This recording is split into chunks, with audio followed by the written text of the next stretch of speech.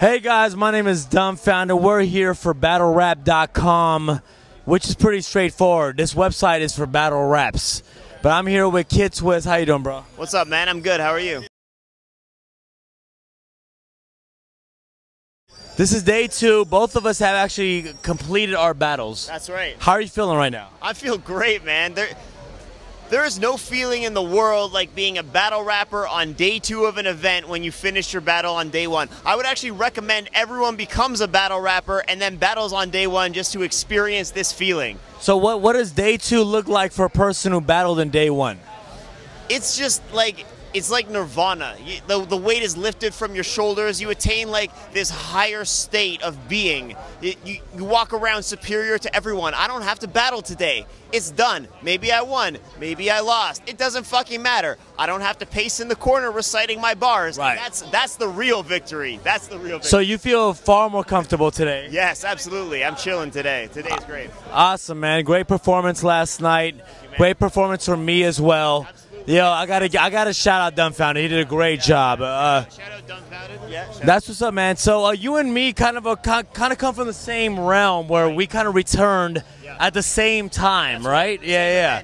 So how do you feel about the generation now? I'm not saying it's a brand new generation. It might not be for you, but I don't know. For me, it does feel a little different. Yeah, it's different for sure. I mean, the interesting thing is that so you left maybe a few years before I did. I battled in 2012.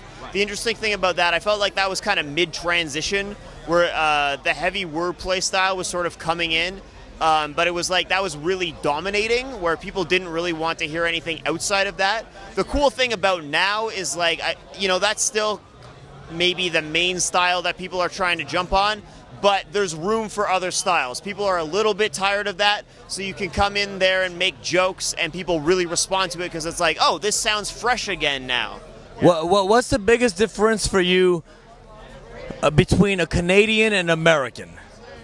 I'm curious because like when I come here, like, I feel like, there are differences, but I can't kind of like pinpoint what it is, you know what I'm saying? Because in terms of the crowd, you mean? Or? No, not even the crowd, just as you for you. You know what I'm saying? I do respect you for holding it down for the Canadians. Right. Because when I step in, I'm obviously holding it down for Asian motherfuckers. Like whether I want to or not, they're coming at me. So all of a sudden I become the fucking frontline general. Right. But what is the difference for you that you feel? You know what I'm saying? You've stated this a few times in your battle rhymes, but like.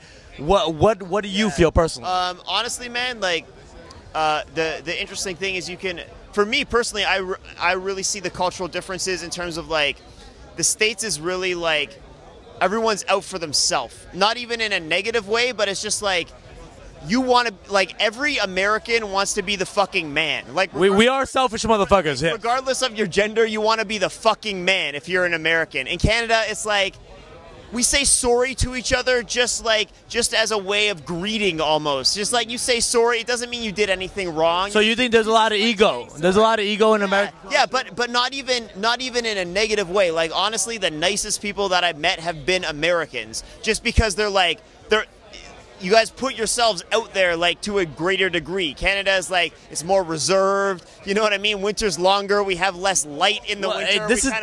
We kind of keep to ourselves, stay in our houses where there's heat. This is a very good point because, okay, like for instance, right, like Toronto has had a very great rap career in the last 2-3 years, obviously with the success of Drake and a lot of Party Next Door, a lot of amazing artists The Weeknd.